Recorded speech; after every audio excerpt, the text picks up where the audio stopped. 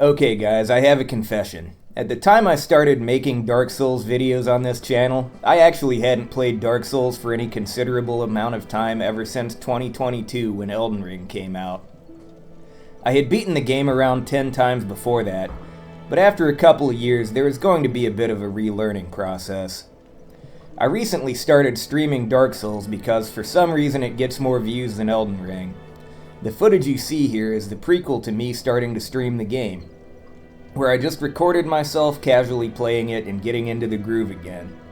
The first thing I needed to reteach myself is that locking on is actually bad. Well, okay, not all the time, but it's often easier to fight against groups, dodge attacks, and get behind enemies if you aren't locked on. Dark Souls has this thing where you can only dodge in 4 directions, centered around your character's position if you're locked on. They fixed it in the other games, but you can work around it by just not locking on so much. Relearning how to parry was another part of the process. I can't describe exactly how, but getting used to Elden Ring's parry makes you bad at Dark Souls' parry and vice versa. Parrying is crucial in Dark Souls if you want to beat some of the tougher enemies earlier on. At some point in this playthrough, I spent forever fighting Havel and trying to slowly wear him down with ripostes and with an unupgraded weapon. Eventually I remembered that I won't need to use anything besides my scimitar and wanderer armor until well after the bell gargoyles, so there was no reason to get Havel's ring until after I found the blacksmith and upgraded my weapon. Doing almost 0 damage and a critical hit to someone who can one-shot you may build character, but I had no interest in doing it. That brings me to the next hard thing in this return to Dark Souls. All the little meta strategies and remembering what order to do things in. I beat Pinwheel and made it to the Tomb of Giants, then remembered I hadn't been to Lost Izalith and gotten the Sunlight Maggot yet. To me, making the trip back was more appealing than just suffering through the tomb with nothing but a skull lantern for light.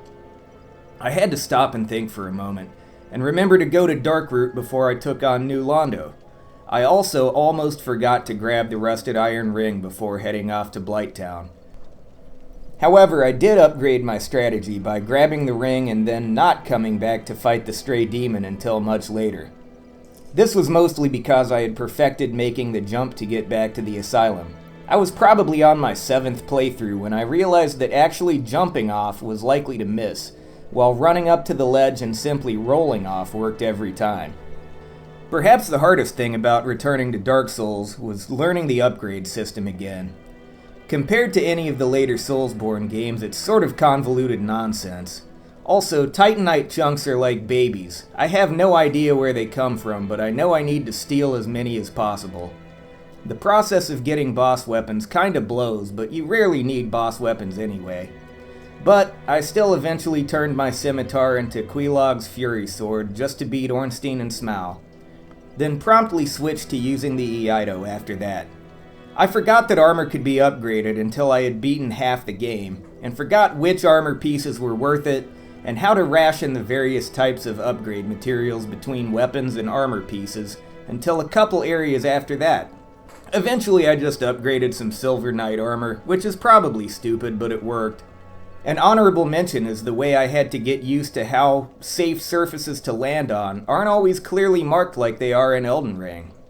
Everything is slippery or breakable or not solid or something stupid like that. It sucks. I don't even believe in gravity because I think the earth is flat, but Dark Souls made me really hate gravity. I also think I was supposed to switch to heavy armor and a shield when on narrow ledges where I can't roll around a lot. I don't remember for sure, but I think I used to do that. Anyway, I think I'm going to continue streaming through the various New Game Plus cycles, because getting through that is its own whole process. By New Game Plus 3, you should have either a halberd or a Zweihander and the Giant's armor fully upgraded, and preferably have some reliable source of range damage as well. I don't remember all the rest of what to do, but it has to come back to me eventually. Another thing I noticed is I pay much less attention to detail while I'm streaming, likely because my stream chat will all fall asleep if I spend 10 minutes at a time reading item descriptions and admiring scenery. Anyway, I've never beaten the Bed of Chaos on one attempt, and I don't intend to start. See you guys when I start streaming Dark Souls again.